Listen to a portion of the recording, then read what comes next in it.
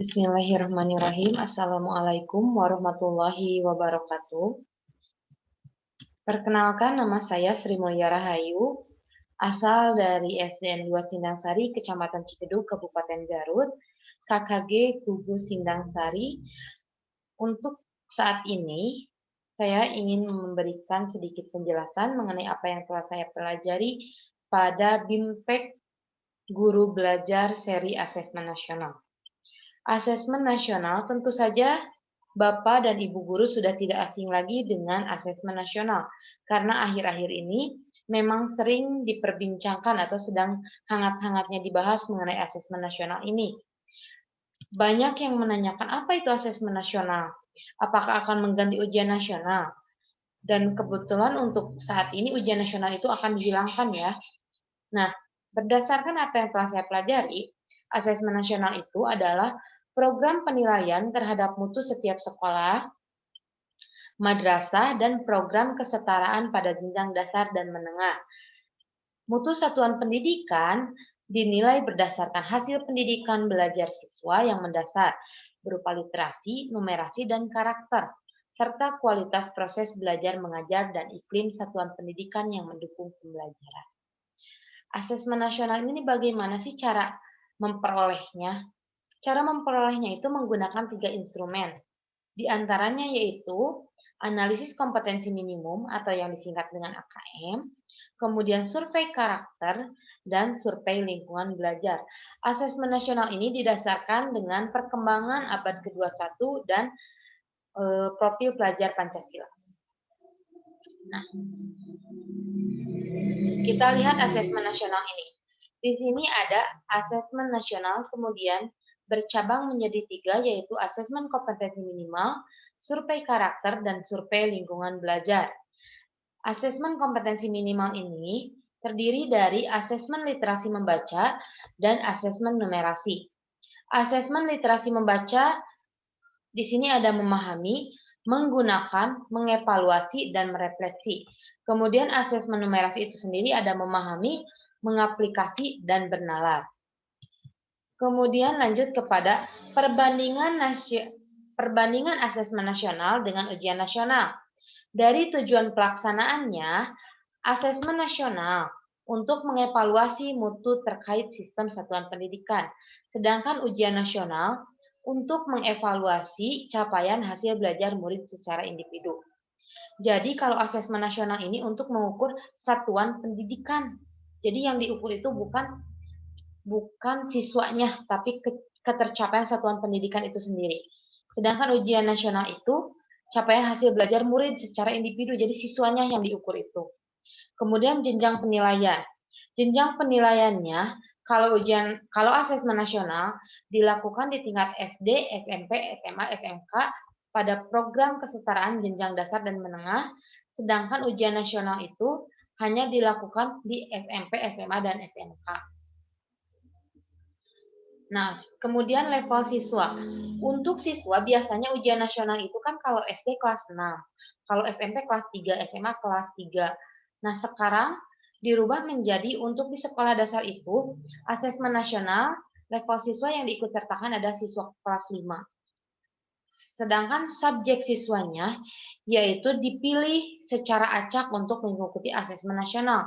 Sedangkan kalau ujian nasional itu semua siswa diikut sertakan. Kalau asesmen nasional tadi diulangi lagi, hanya siswa-siswa yang dipilih secara acak untuk mengikuti asesmen nasional atau sampel saja. Model soalnya, kalau biasanya ujian nasional itu soalnya berupa pilihan ganda dan isian singkat saja. Pada asesmen nasional, soalnya itu ada pilihan ganda, menjodohkan, isian singkat, bahkan ada uraian. Sasaran penilaiannya yaitu kalau ujian nasional itu lebih ke penguasaan terhadap mata pelajaran ya. Kalau di SD itu matematika, bahasa Indonesia, IPA, IPS, seperti itu. Kalau misalkan untuk di SMA itu sesuai dengan keminatannya ya, ada yang IPS, ada yang IPA, itu berbeda dengan asesmen nasional. Asesmen nasional itu kompetensi literasi, numerasi, dan karakter serta kualitas dan iklim satuan pendidikan yang mendukung pembelajaran. Jadi sasaran penilaiannya ini lebih menekankan kepada karakter. Kemudian metode penilaiannya.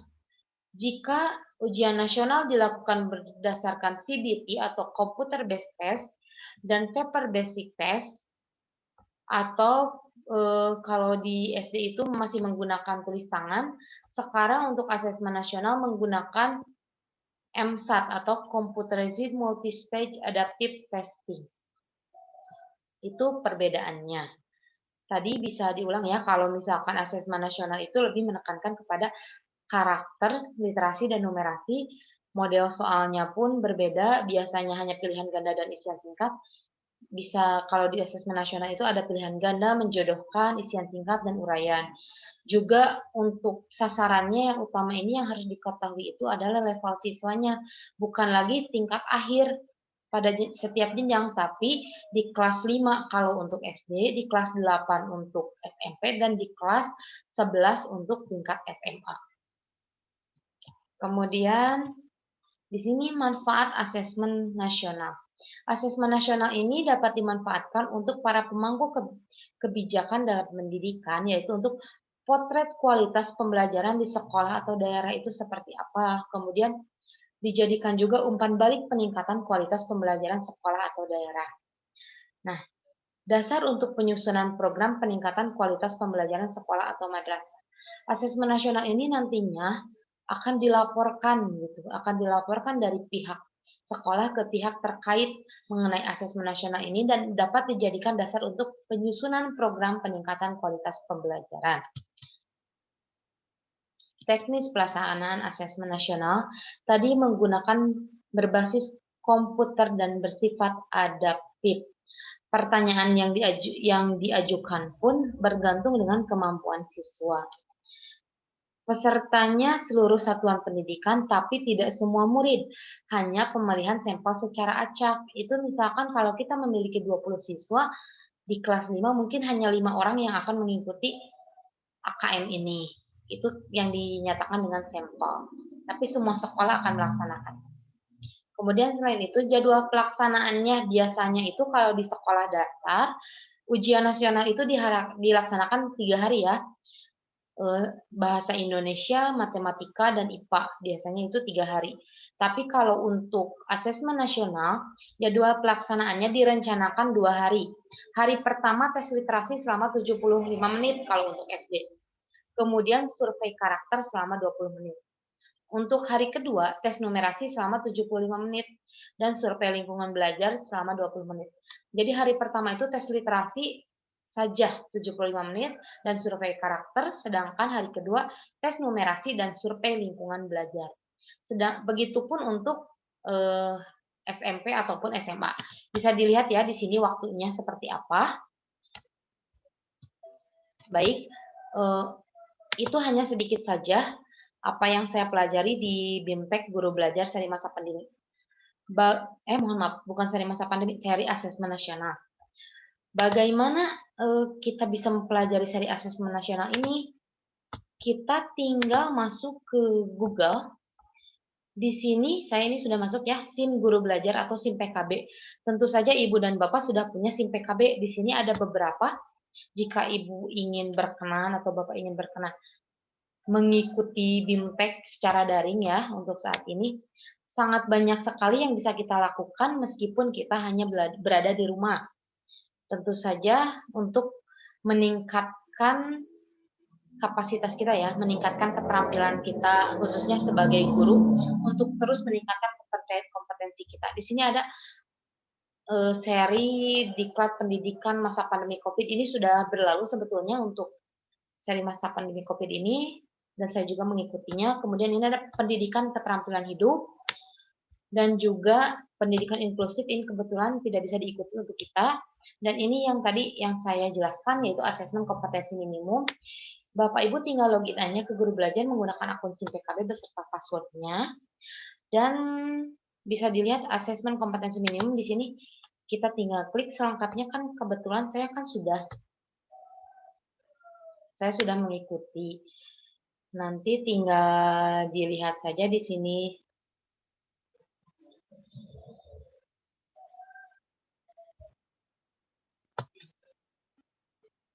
Nah, nanti akan muncul ketika itu ada beberapa submateri yang bisa Ibu pelajari.